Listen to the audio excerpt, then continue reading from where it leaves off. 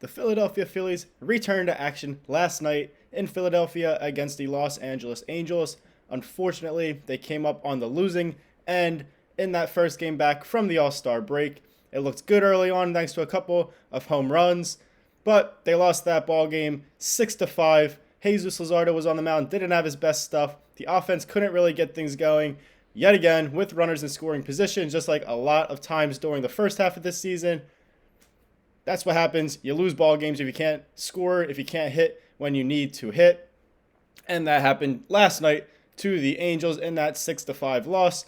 Welcome into Phillies Daily, everybody. I'm your host, Mike Hennelly. Make sure you guys subscribe for more Phillies content. With playing the Angels means one of baseball's biggest superstars, Mike Trout, is in town against his hometown team, the Philadelphia Phillies. He's a big Philadelphia sports fan growing up. He still has season tickets to the Eagles game at Lincoln Financial Field each year. He was asked, obviously, before the series started about Philadelphia, about the fans, about how passionate they are, and about all of the rumors that always swirl around and the talks around that he should join the Philadelphia Phillies at some point in his career. Mike Trout had a pretty good game yesterday against his favorite team, his former favorite team, I should say. He went 2 for 5 with an RBI in that 6-5 win for the Angels. As I said, he was asked about the Phillies fans prior to the series opener, prior to that game. He had all great things to say. He said, how could you not love Philly fans? He hears the noise about potentially joining the team eventually throughout his career, most likely when it winds down, when his contract with the Angels is nearing an end or up. He didn't necessarily say that he isn't open to a possibility playing for the Phillies for his hometown team, but he did mention that he's loving Los Angeles, he's loving the Angels organization, and that's, what he has to say. So maybe the hope's still alive there for Phillies fans that want Mike Trout playing alongside guys like Bryce Harper at Citizens Bank Park in the red pinstripes. We'll see. That's still a long ways to go with his contract and a lot more years for him there in Los Angeles. Now, the Phillies did lose that ball game 6-5. I did say they had some home runs. They had some power early in the game. Kyle Schwarber, of course, hit a home run just like he hit those 3 in that All-Star game. Swing off to get him the All-Star game MVP. He hit a solo home run in the first inning. It was his 31st home run so far of 2025. Bryce Harper also had a tremendous game yesterday in that loss to the Angels. He hit a 3-run home run in the third inning to give the Phillies a lead there. He also had another home run in the 8th inning to cut the deficit to 6-5 at the time.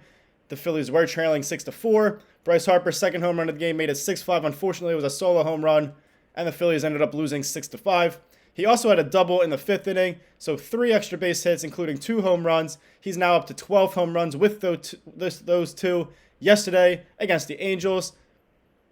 Didn't have the best first half of the season. He was injured a couple of times there, missed some time. But when Bryce Harper's going good, he's one of the best hitters in Major League Baseball, and he makes this Phillies lineup one of the best and deepest in the majors.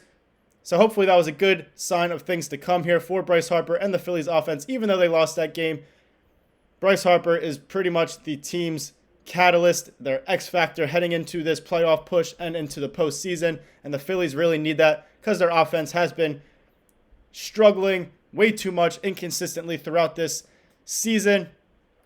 And this is the time of the year that you really need to pick things up and have your star players getting the job done at the plate. And Bryce Harper did that yesterday along with Kyle Schwarber in that loss to the Angels. Speaking of Kyle Schwarber, he is in a contract year. He's only got a few more months of this regular season, and then his Phillies tenure could be coming to an end. But the way that the Phillies are talking about it, the way that Kyle Schwarber's been talking about it, they both want a deal to be done. They couldn't get anything done during the offseason. They still haven't been able to make too much progress, it has seemed, throughout this season.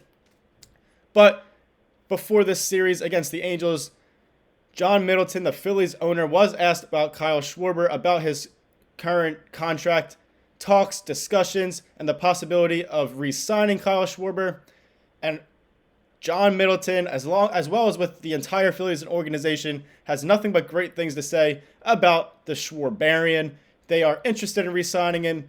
He is 32 years old, so there is a little bit of the age factor there when discussing how many years you sign him to, how much money you obviously give to him. He was younger when they signed him to that 4-year, $79 million contract before the 2022 season.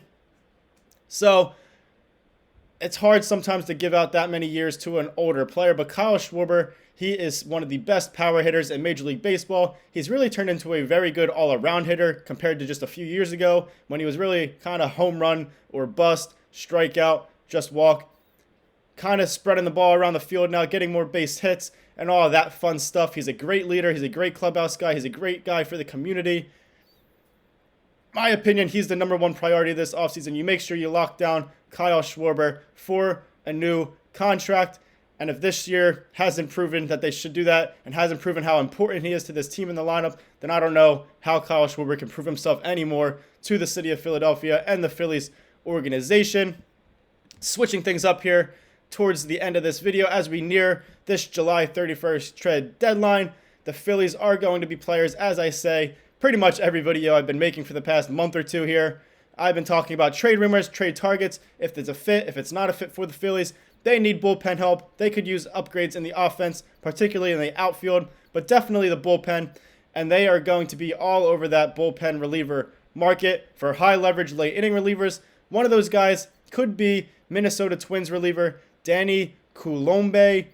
I don't know if I butchered his name, so sorry for that if I did. But either way, the Twins reliever, he is having a tremendous season so far in 2025. He's a veteran. He's a 35-year-old left-handed pitcher, 11-year veteran. I don't know if he pitched yesterday. I should have checked. But prior to yesterday's action in Major League Baseball, he owned a 0.68 ERA so far in 2025 with 29 strikeouts and 26 2/3 innings pitched. 0.68 is incredible. Obviously less than 1. Not many guys can do that. He not necessarily has as many innings pitched as other relievers, just those 26 2/3 innings, but still 29 strikeouts, less than a 1 ERA, 0.68. He also has 7 holds and he has 2 saves and 2 saves opportunities, so he's perfect in that category. Very small sample size, but he is a late inning, high leverage kind of guy with those 7 holds, a setup guy. He can pitch the 9th and close out games if need be. Notably, he hasn't allowed a run since June 22nd, so almost a full calendar month since he has let up a run in the Twins bullpen. He is going to be a free agent after this season. As I said, he's 35 years old, so he's a veteran. Kind of an easy guy to trade for at that point when they're on an expiring contract. They're older, wrapping up their career, nearing an end. He's having a great season, so he probably will have a lot of suitors out there for teams like the Phillies that need bullpen help. He's a lefty, so sometimes that makes him a little bit more valuable as well. But the Phillies should be all over him here at the trade deadline. The Twins are still in the playoff race. They are just a few games out of an American League wildcard spot, most likely too far out of the division race, so the wildcard is what they're chasing.